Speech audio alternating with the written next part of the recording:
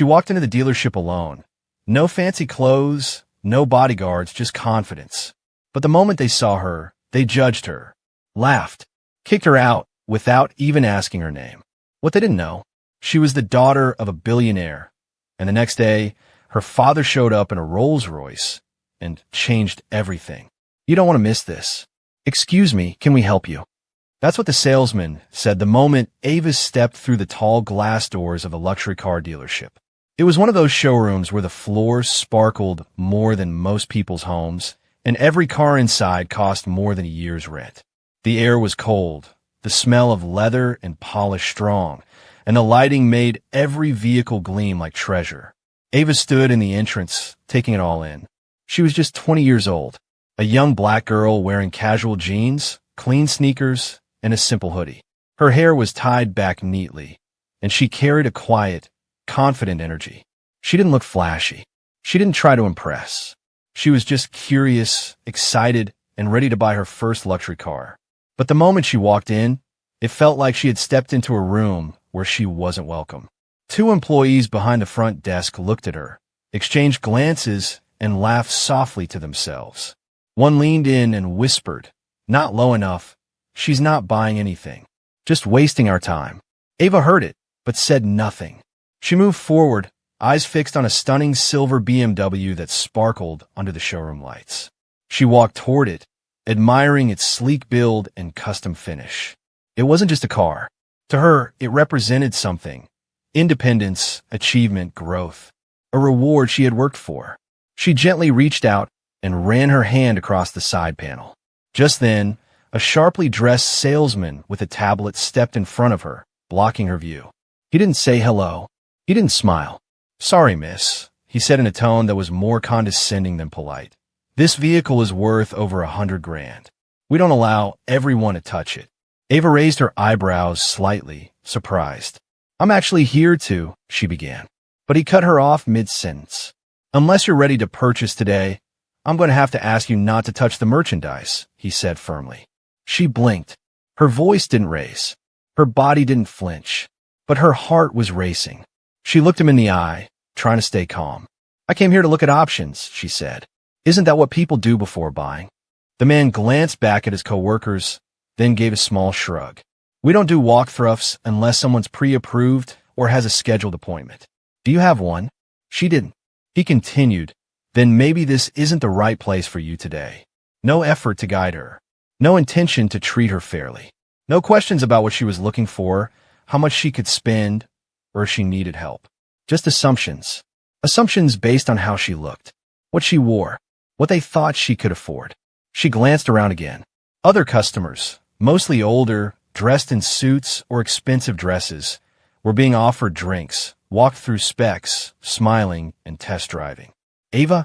She was standing by herself, treated like an intruder in a space she had every right to be in. Her hands dropped to her sides.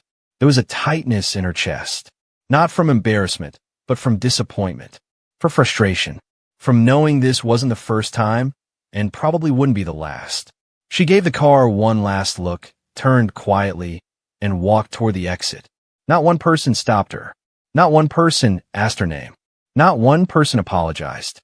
The doors closed behind her as she stepped back into the sunlight. For a moment, she stood on the sidewalk in silence. She had dreamed about this moment for months, about walking into a dealership and buying her first luxury car, with money she had earned through her own hard work. No help from her famous last name. No favors from her billionaire father. She wanted to do it herself. She wanted to prove that she didn't need to wear a label or carry a bank statement to be taken seriously. But the world didn't give her that chance. And standing there, watching cars roll by and people pass, she felt the fire rise in her. Not just for her, but for every other young person, every other woman, every other black customer who had walked into a store or business and been looked down on without reason. They didn't know who she was. They didn't know she was the daughter of Leonard Carter, a tech billionaire, investor, and one of the most powerful men in the country. A man who taught her never to lead with status, but with strength. Who always said, "Let them see your value before they see your last name." They didn't know she had just closed her first six-figure business deal last month. They didn't know she had the money to buy 2 of those cars on the spot. And they certainly didn't know she wasn't done with them yet. Ava pulled out her phone. She made one call. And what happened next would shock the entire dealership. What the dealership didn't know was that Ava wasn't just some random visitor. She was the daughter of Leonard Carter, one of the most respected and wealthiest black businessmen in the country. Leonard Carter wasn't a celebrity who showed off on red carpets or filled his social media with yachts and watches. He was quiet, focused, and powerful. A man who built his empire from scratch, starting with coding websites in his dorm room, then turning small contracts into global tech ventures. By the time Ava was born, he was already a multi-millionaire.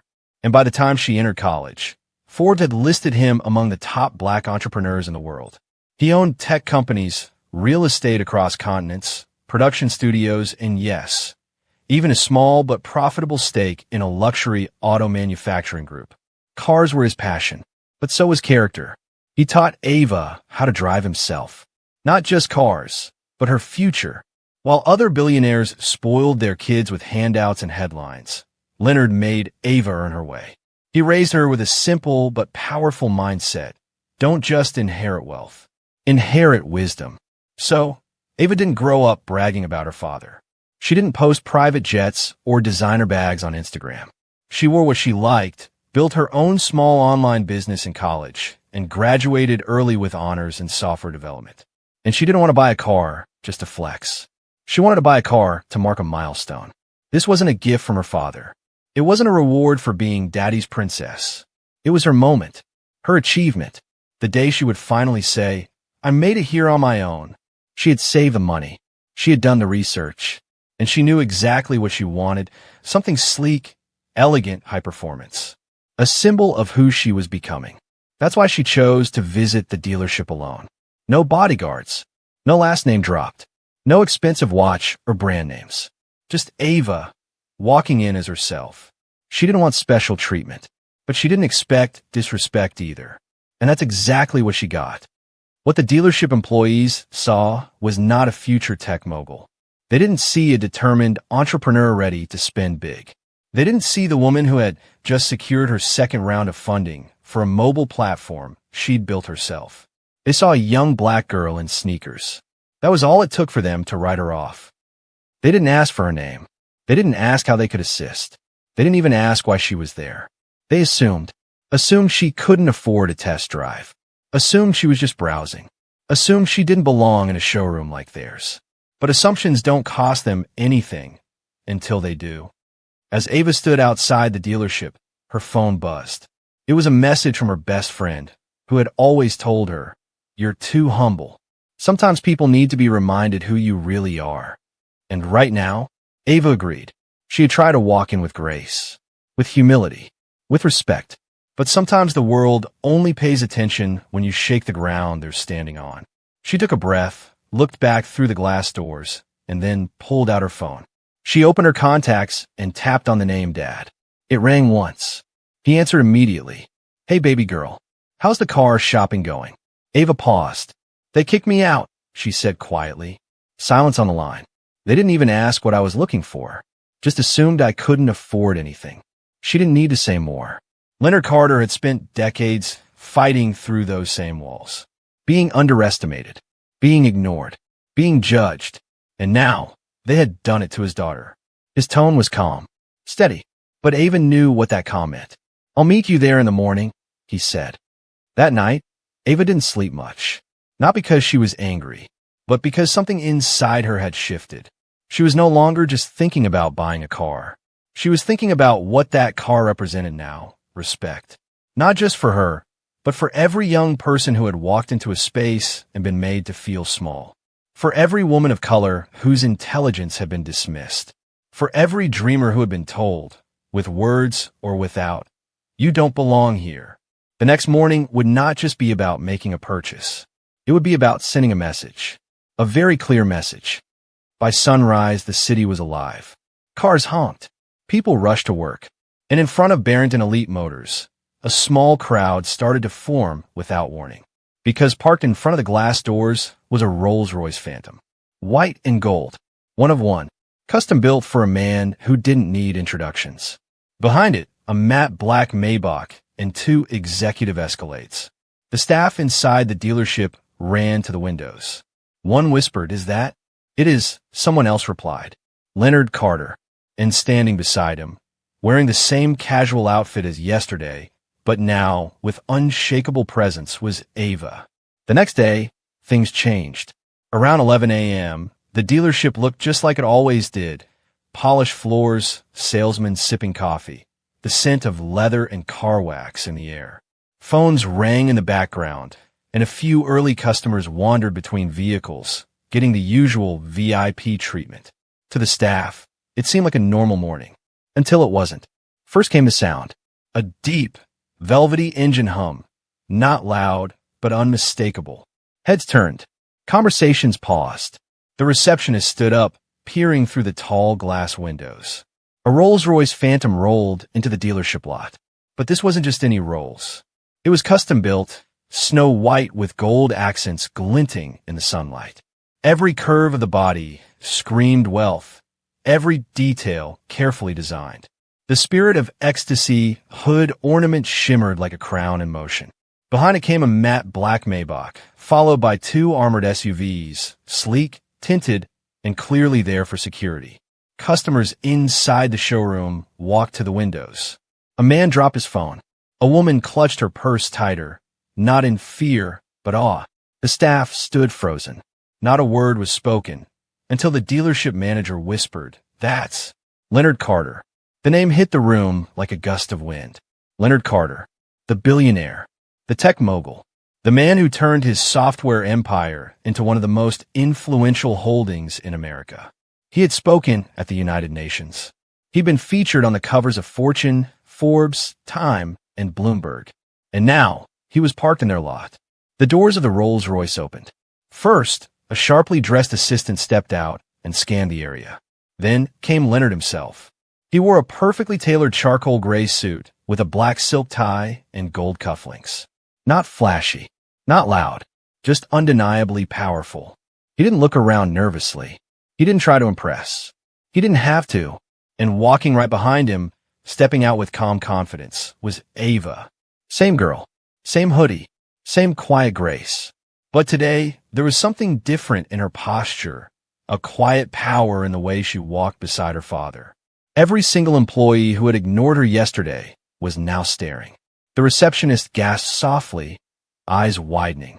The salesman who had kicked her out tried to disappear into the corner of the showroom. Too late. Leonard walked through the front doors without hesitation. He didn't stop to look at the cars.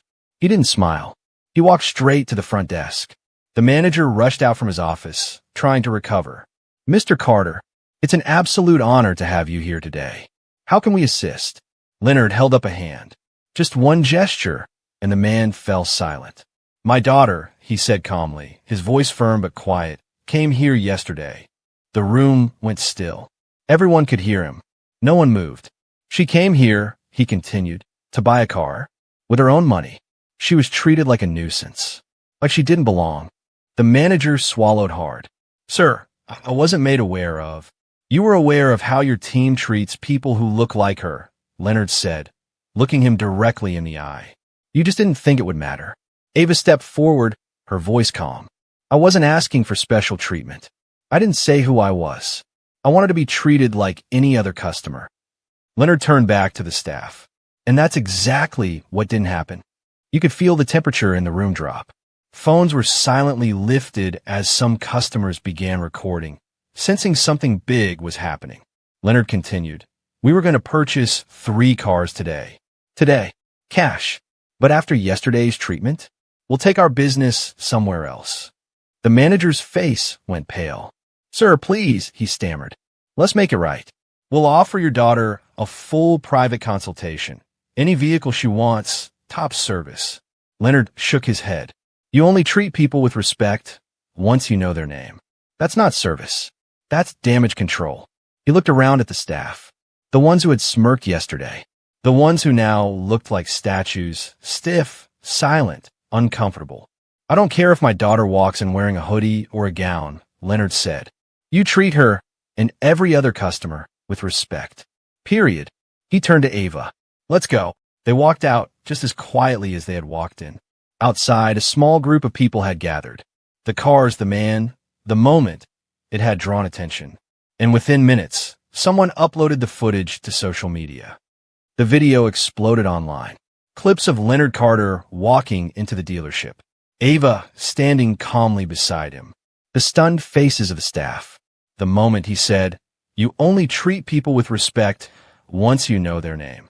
Within hours, it had millions of views. Twitter, TikTok, Instagram, flooded with hashtags like hashtag Ava Carter, hashtag treat people right, and hashtag respect over riches. Celebrities shared it.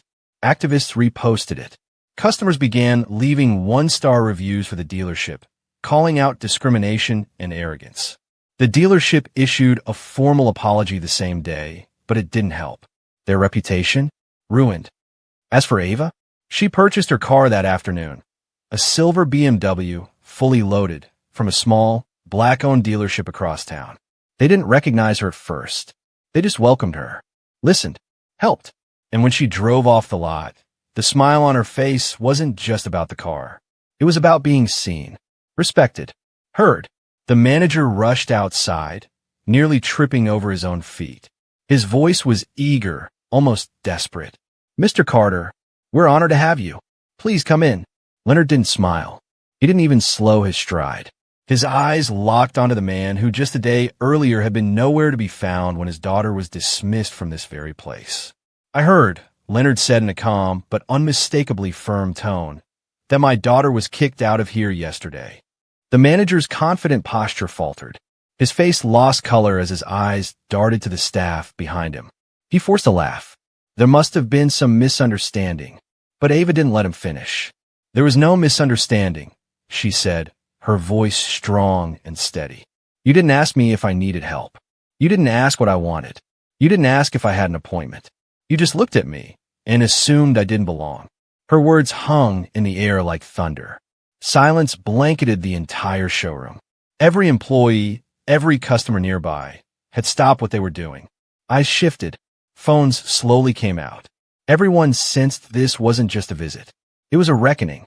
Leonard stepped forward, towering with presence more than height. "My daughter," he said, "came here to buy a car. With her own money. Money she earned. She didn't ask for a discount. She didn't drop my name. She didn't want attention. She wanted to be treated like a customer, like anyone else." He turned his gaze across the room. "But your staff couldn't even give her that." The manager tried to respond. "Sir, if I may." Leonard raised one hand, and the man instantly stopped talking. "Your team didn't know who she was," Leonard said. "And that's fine. But what's not fine is how quickly they decided who she wasn't." You could feel the weight in his voice. No yelling, no swearing, just precision, truth, authority. They didn't see a smart young woman. They didn't see a professional. They didn't see a paying customer. All they saw was a young black girl in a hoodie.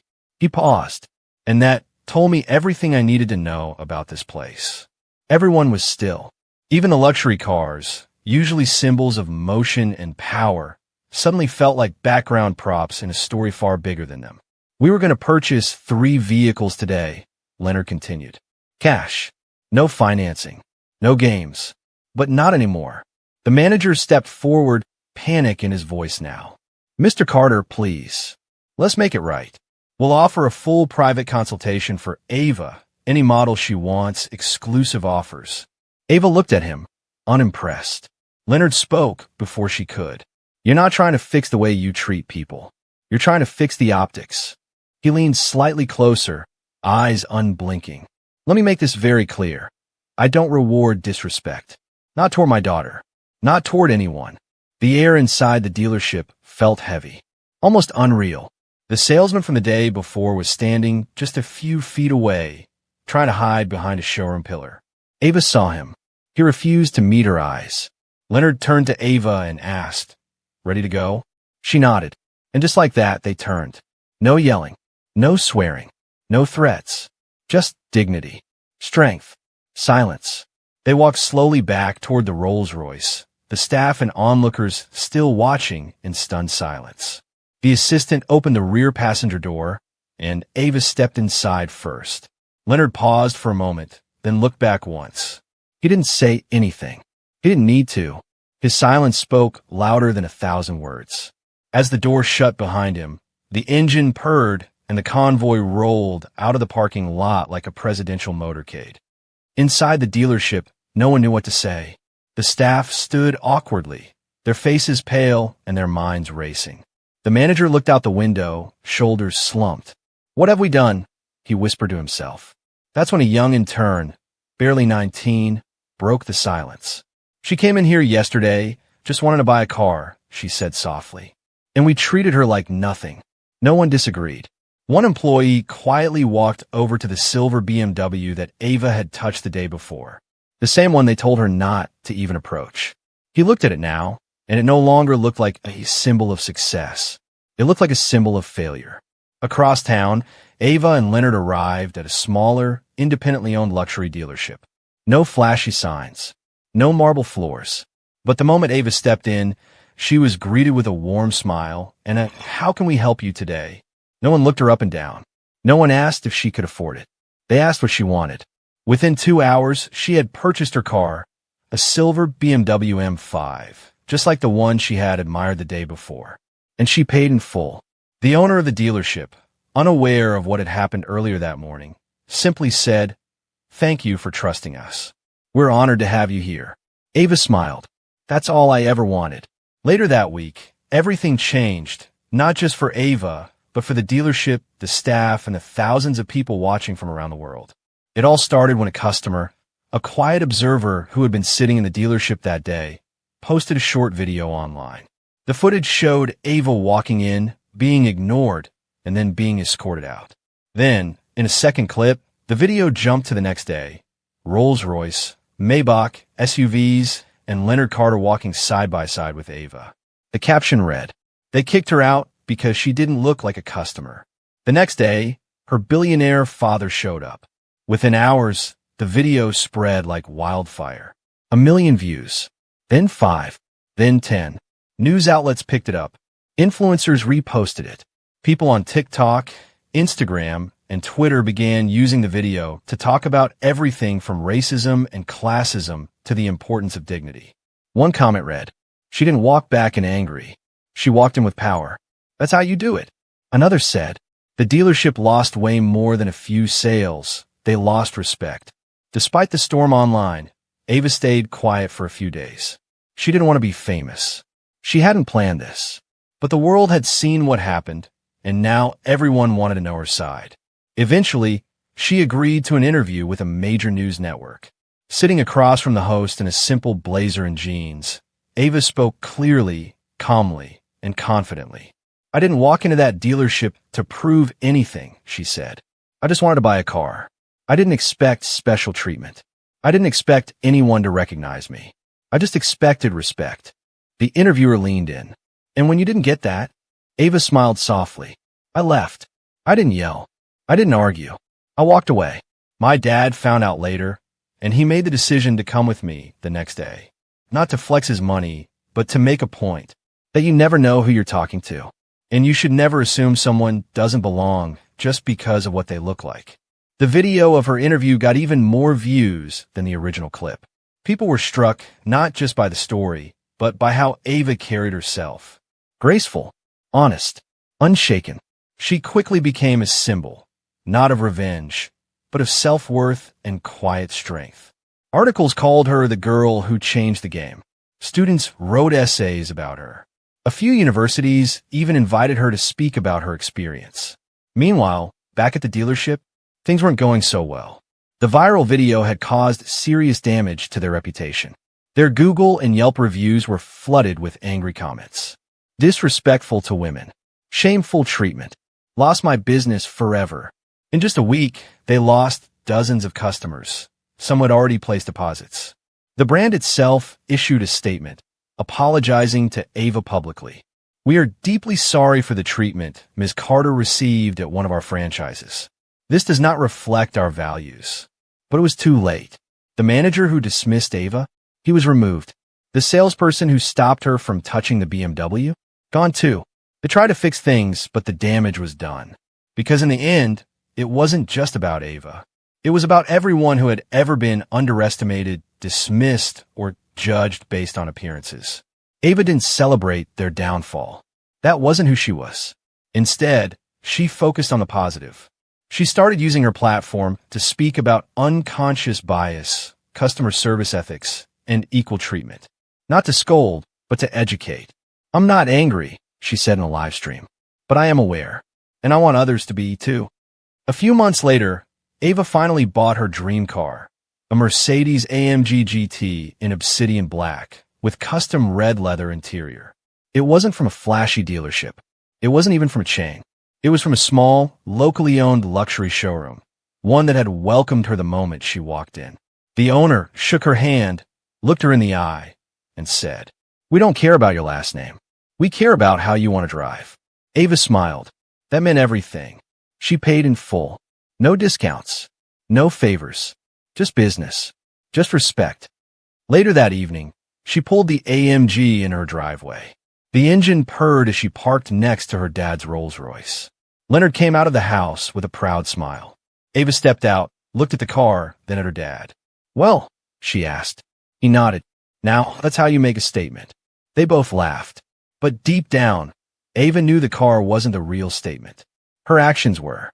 The way she walked out instead of shouting. The way she returned, not to destroy, but to stand tall. The way she didn't use her father's money to prove a point, but let her character do it for her. Because sometimes the loudest statement is made without raising your voice. And Ava, she made sure the world heard it. If you found this story inspiring, make sure to like, subscribe, and hit the bell icon so you never miss another powerful video. Thanks for watching.